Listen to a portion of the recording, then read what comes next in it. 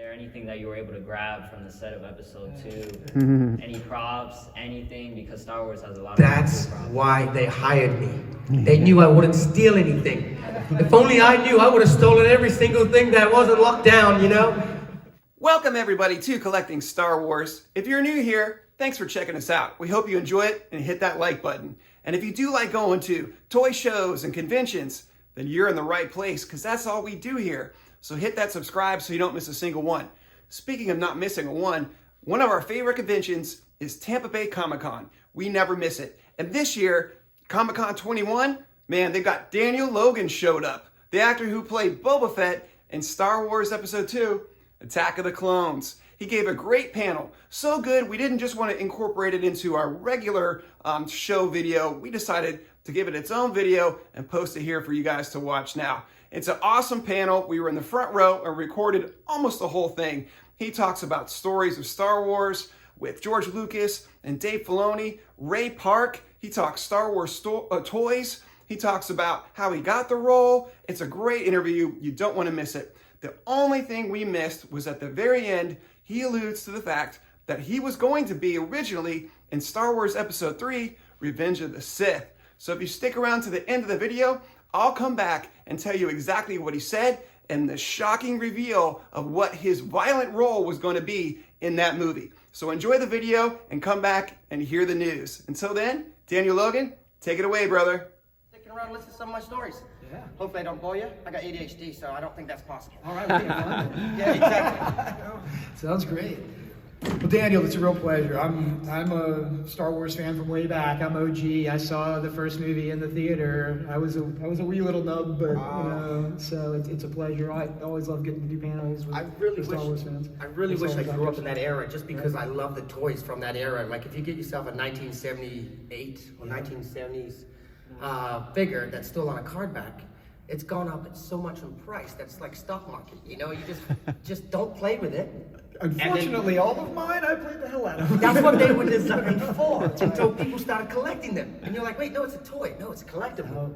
But it's nothing like that era. Just as someone who lived it like every Christmas, like the new ones coming out, and it was huge. And it's hard for, I think, for people that didn't grow up in that to realize what a phenomenon that really was and how it changed everything. It changed marketing, all those things, right? Yeah. George Lucas was an incredible man. I mean, most people don't realize, but the only other person besides Disney that had something like that merchandise that George Lucas had was George Lucas. Yeah. And now Disney bought Lucasfilm, so now they have really the biggest toy market in the world. Yeah, it's pretty amazing. Incredible thing. How does it feel to actually be an action figure? You've got action figures, you got Lego figures of you, right? That's got to be a little weird, right? You know, I got asked one time on a Q&A, so Daniel, how is it like to have a toy yourself and to play with yourself? I was like, what? I was like, well, how do I re-change that answer, you know?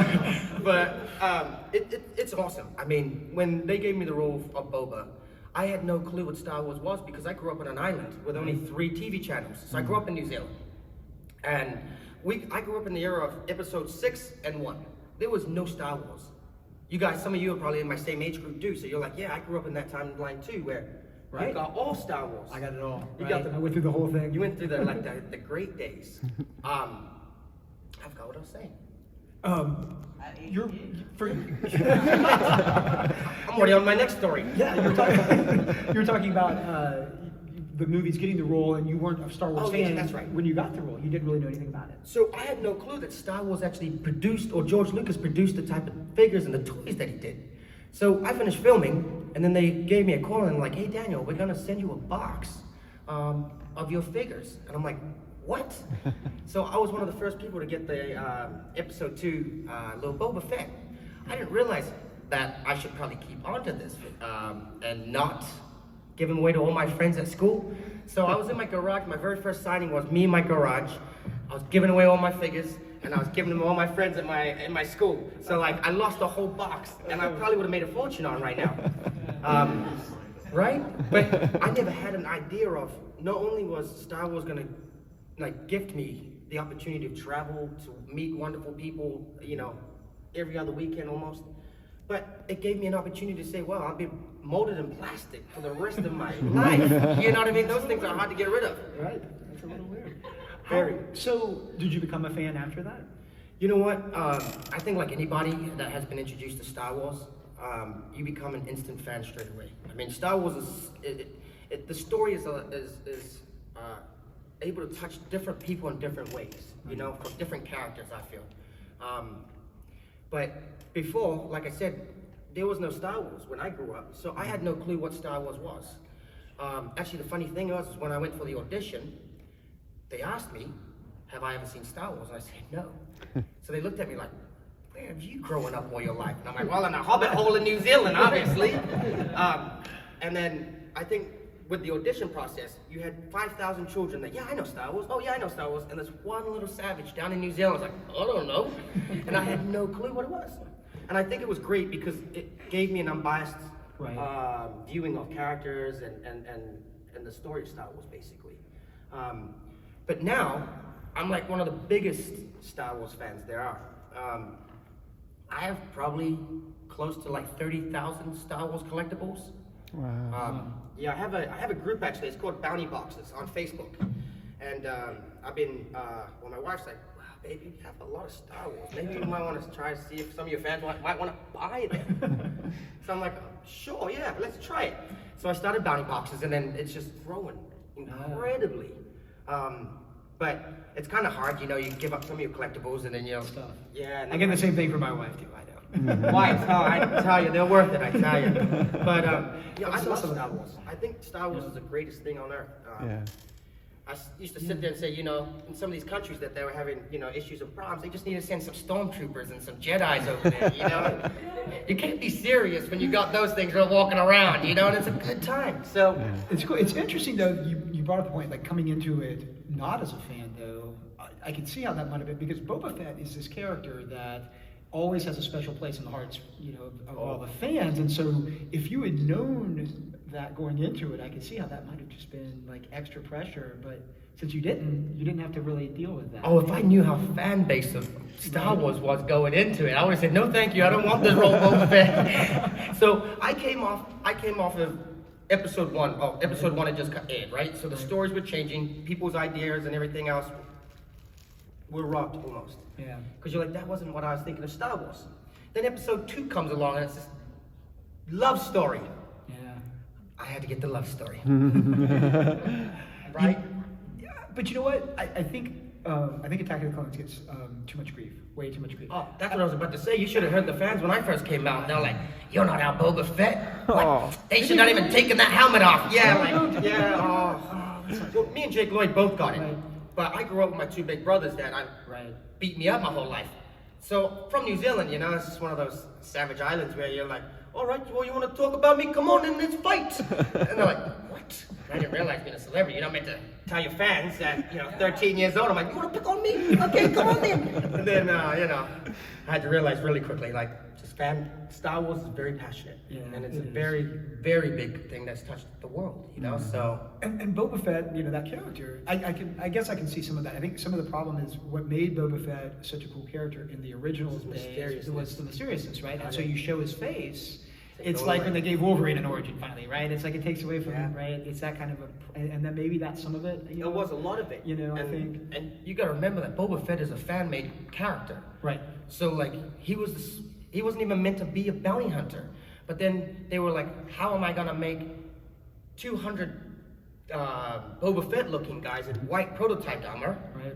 It's gonna take too long, cost too much. So then they just stripped him away, put in the stormtroopers, which were a lot easier to mold and quickly make. Right. But then they gave Boba Fett the position as a bounty hunter. Well, then the fans took on this character and loved him so much because he was just so little of him in Star Wars that you were able to create your own backstory. Yeah. And he's literally the backstory man of Star Wars. That's a great way to put it too. And I'll tell you, I mean, as someone who lived through that era, right? I will date myself here a little bit. I actually saw the Hollywood special as it aired, like the one time. Oh. Like I was 6 years old, I was little, right? But it was at that time, it was anything new Star Wars. Anything. Anything. Ewoks, the Ewok didn't matter, storyline, right? the droids. And in that, of course, was the Boba Fett. That was the first appearance of Boba Fett in this cartoon. And the next day at school, that's all we were talking about was this Boba Fett cartoon. Oh, this is Boba Fett, right? Because here's the introduction of a character. This is probably going to be the first character that's going to be in Star Wars 2. right? At that time, nobody even knew what the name was going to be, right? Exactly, because it was just called Star Wars. Star Wars, right? You know, and so that character right away had this kind of mystique that no other character in Star Wars had. Right. But you're right, there was so little of it. We're all already inventing stories about him in our heads, right, as kids. Right? And he's still very militant-like, and I think that's why a lot of the military people have attached to Boba Fett as well. Right. Also, law enforcement. I mean, just all the stuff that he has, all those pockets. It's like, what kind of person has all this stuff when you think about it? It's so cool, and it's kind of a bummer. You got a taste of Star Wars, right? And then really didn't get to do anything for a while. But then you got the call to come do Clone Wars. What was that like? Now, because now you're a fan, right? I was a fan straight after Right. filming. I mean, after the film, it took me to a whole other world, and I love Star Wars. Right. Like it is my life, Boba Fett became just as part of me as Daniel is, Yeah. So getting the call to do Clone Wars then and come back and to reprise the role. That was cool. So I used to see Dave Filoni, he's the director of the Clone Wars, now Bad Batch and all the rest. And if he was buying a meal or whatever at the hotel, I'd run up real quick and be like, I got this, and I'll pull out my credit card and be like, trying to see if this one works, and I get the call. Hey, we want you to come back and reprise Boba. I'm like, what? So I say to him, I'm like, dude, I didn't think buying you all those meals would have, got me a job. He's like, what are you talking about? I'm like, dude, all the meals I buy you at the conventions and stuff, like me bribing you, that was not how I got my role? He goes, no. What happened was George Lucas, they didn't know where to go with the story of the Clone Wars, and they were having a difficult time with it because it was at that So George apparently opens the door, walks in the room, and says to them, I want Boba Fett in the Clone Wars, call Daniel Logan. Yeah. That's like God calling you back to heaven when you lost your wing. You know what I mean? And for me, I thought that was even better. I still get goosebumps, I'm like, the fact that man still thinks of me and still knows my name. That's cool. I'd go to premieres and I thought he forgot me. My dad, he's got this look to him. So he'd walk up to my dad like, how you doing? And I'm like, George, I was in your movie. Hey, how you doing? Like, just walks on by. I'm like, I got to talk to him when I was working for him. But no, he's a lovely man, George. He is my God. I have 2 prayers at night. I pray one to God and then I pray one to the other God, George Lucas. My prayer sometimes like, Lord, please make George Lucas think about me again. Then my next one is, George Lucas, I hope you're thinking about me again. You never know. I mean, yeah, and with the way things are going with the franchise now, and they're jumping around in the chronology in different places, potentially there's a possibility even for, we're just throwing it out there, for, obviously, the character's been reintroduced, older character, and Timothy Morrison, but there's a possibility, there could be a live action Boba Fett down the road set earlier in the chronology where maybe potentially you could play it. Has that, I know you've probably thought about that possibility, but. There's plenty of possibilities now, with all the clones that have come to the world of Star Wars. It's me and my brothers and sister now. Right. Sorry, hopefully you guys are both it. Spoiler, right? I got you. Sorry. Sorry, guys. I know I got ADHD. I don't even think. I just like, Well, I guess her name's Omega, and my name is now Alpha. Sounds pretty good to me. I'll take it. I'm like, Alpha? Right? No. But so they started exploring different avenues of not only the clones, but then also Camino and the cloning processes again and stuff like that. And I think they're picking out some of the greatest stuffs of all of the prequels. Yeah. And they're revisiting the new fandom and fan base, which is kind of my era, is in the 30s, early 40s. Right. And I really like to start going back to Hoth or, you know what I mean? Like these places that, as an original fan, you got to explore because there was no thing like that back in the day. Right, there was nothing like You Star know? Wars. Yeah, absolutely. All right, I know we're going to get some questions about Star Wars, so I want to ask you about a couple of non-Star Wars things. Let's All right. just a few. So, how did you get your start? I was reading it actually had to do with that you were a rugby player, right? And you ended up getting a commercial as playing a rugby player. Is that? Yeah, you never know how you'll get in the world of Star Wars. So, I used to play rugby. I was a really good little rugby player. My coach put down my name and his son's name because each coach at our year level was only allowed to put down 2 names. And it was for a milk commercial. So I walk in and as soon as I get in the door, I hear this person, white. And I'm like, what? What is this? Like, this is terrible, right? But I was meant to be playing an original All Black who was a Samoan, who was obviously a lot darker, and I'm meant to be playing his young son, his younger him. So, like I do, I just start talking, and they fell in love with me. So then they were like, wait, can you see, how about we give you another role? And I was like, okay, what do you need? So they said, well, can you dive into the ground as if like you're diving into like a puddle of mud or something like that? So we're in a concrete floored, rugby club, and I just jump off my feet straight into my face, and like that, and they're like, oh, yes! And that's how I got my first job. So this lady, she really liked me at the commercial. And she says to my mom, like, oh, hey, your son, he's got some talent, can I get him some more work? I'd really like to help him get some more work. So my mom's like, well, how much do you pay? No, I'm joking. No, so she ends up getting me so much work that she had to give me an agent. And then that's when my agent she was like an auntie to me. She like called me every day, hey, I got an audition. Oh, I got this. And 9 times out of 10, I was getting everything she sent me for. So it wasn't that I was getting cocky, but I just figured, all right, well, here's another audition. Just send me the audition and I'll get it. And she's like, no, you don't understand. You're not gonna get this. She's like, but we will be able to sell you as the kid that auditioned to be that kid in Star Wars. So I was gonna benefit off it anyway. I was like, man, I auditioned for Star Wars. Right. You know what I mean? Like, how many kids would have wanted and wished to have that dream? Right. So yeah, the casting director, she had me come in, and she was like, do you have any special talents? I just seen episode 1. Right. So I thought I was gonna be playing Darth Maul, or a Darth Maul character. So I tell her, oh, I can do the Taiaha. She's like, ooh, American, right? She's like, ooh, what is the Taiaha? Like, oh, the Taiaha, that's our New Zealand native stick that we used to fight with and, get her all excited, right? She's like, well, I was like, do you want me to show you? And she's like, well, yeah, go ahead. I'm like, well, do you have a stick? Because I knew we were in the nicest hotel in New Zealand. I'm like, she's not gonna have a broomstick anywhere. She's like, she counter-bluffs me and she goes, no, this is Star Wars. Just pretend like you have one in your hands. I'm running around this really nice room, like I'm the Star Wars kid off YouTube, with an imaginary lightsaber in my hand, like, oh, and I'm like running around and she's just moving the camera, like thinking, this is Star Wars. This is the kid. I had no clue. She's like, we'll see you and speak to you in about 3 or 4 months. I'm a little smarter than I look, so I'm like, yeah, right, you're not calling me, but hey, thanks for being polite on the way out.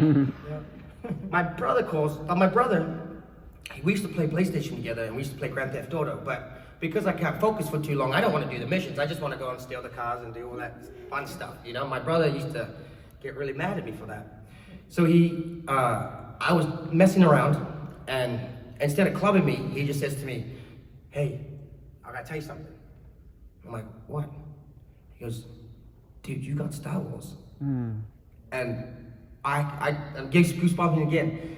I just remember throwing the controller, and this is still back in the day when it was corded to the PlayStation, right?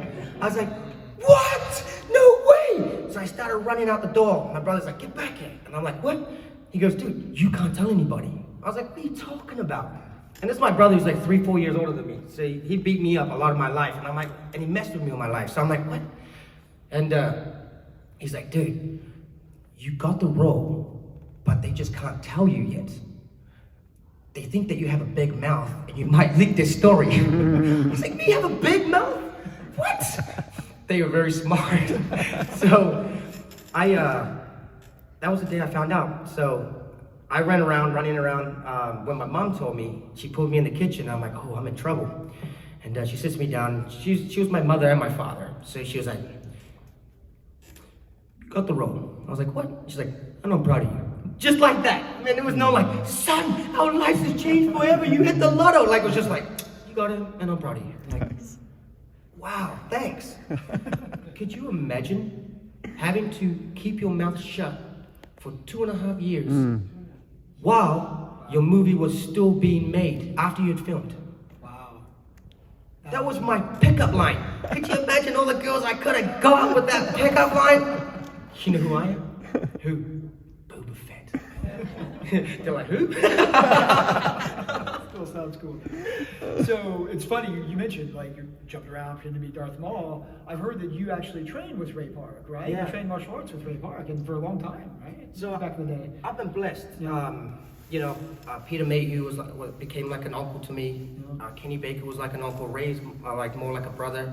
So he took me under his wing, and we did martial arts for like almost 8 years together, solid.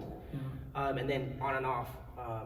Once he started working on G.I. Joe, and then all the other stuff, and then I ended up having a kid, so he now is taking all my time and my fitness too. So he's hard work, just chasing around the kid. I don't want to go to the gym or work out after that. I'm like, dude, when the kid sleeps, I sleep. What did you train? What styles? He trained us everything. So he taught me wushu, which allowed me to get my butterfly twist down, to be able to twist and everything like how he does.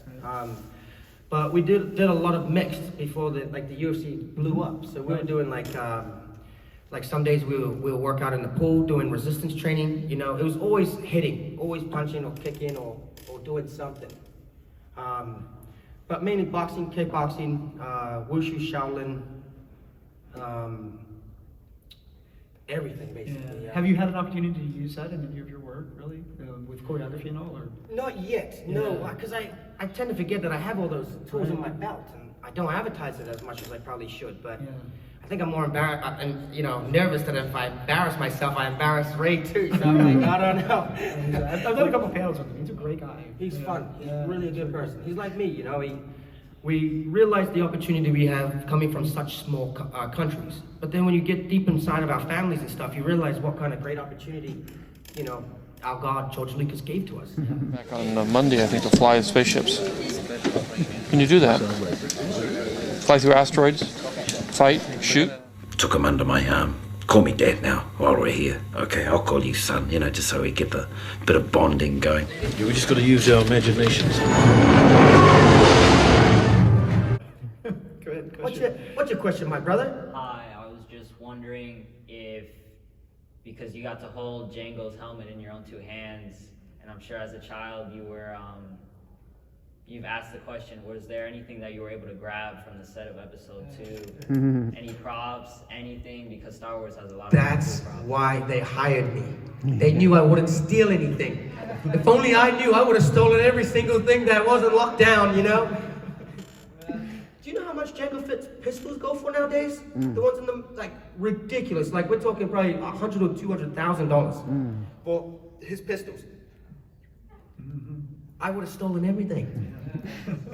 Well, I did actually get something, actually. So, Rick McCullum, remember I hadn't seen Star Wars, right? Episode 1 didn't have stormtroopers. So I go into Rick McCullum's office, who's the producer. And he's got the stormtrooper. I'm like, oh, that's a really cool, what is this? And he's like, oh, that's a stormtrooper. I'm like, oh man, I've always wanted a stormtrooper. So he sent me his stormtrooper that they used in the remakes in the 90s. Yeah. He sent it to me. So I have a stormtrooper. Wow. I was also meant to be on episode 3.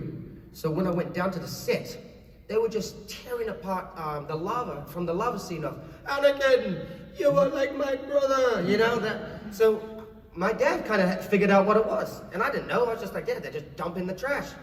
So he asks me to go ask Rick if I can steal or take some of the stuff out of the trash can. Rick says, as soon as it's in the trash, it no longer belongs to us. Can you imagine how much stuff from Star Wars is in the landfill of Sydney, Australia? You've got probably the whole entire prequels, because they just destroyed them after we built them. Slave 1 was built, not the outside, the whole entire cockpit was built. Do you know how much I would have got for that?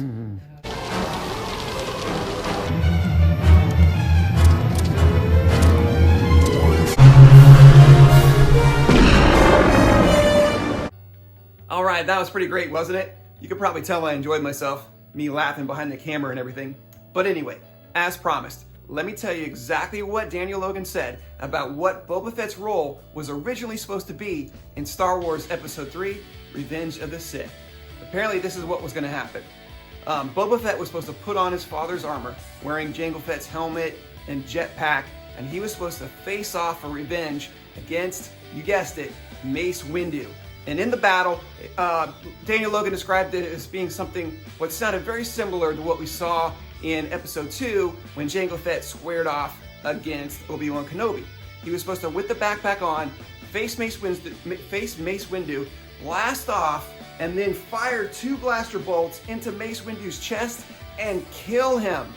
Whoa! I mean, that's the kind of thing that would get Boba Fett over to be the most notorious bounty hunter in the galaxy. Can you imagine if that happened? Man, that was shocking and that was cool. But of course, it didn't happen that way, and he wasn't bitter. He shared the story with a lot of joy and excitement, and it was exciting to hear, definitely. But I think we can all agree that the way it turned out in Episode 3 was pretty cool. After all, Mace Windu dying at the hands of Emperor Palpatine and Anakin Skywalker, because that was a moment that really put Anakin over his point of no return to go to the dark side. But anyway, it was great to hear Daniel Logan's stories. He had a lot of energy and it was a lot of fun. So thank you guys for watching. You can, as always, follow us on social media. On Twitter, we are @StevoSaysStuff. And on Instagram, we're collecting Star Wars YouTube. Please like, please subscribe, and remember, be kind, stay strong, because you are the hero of your own story.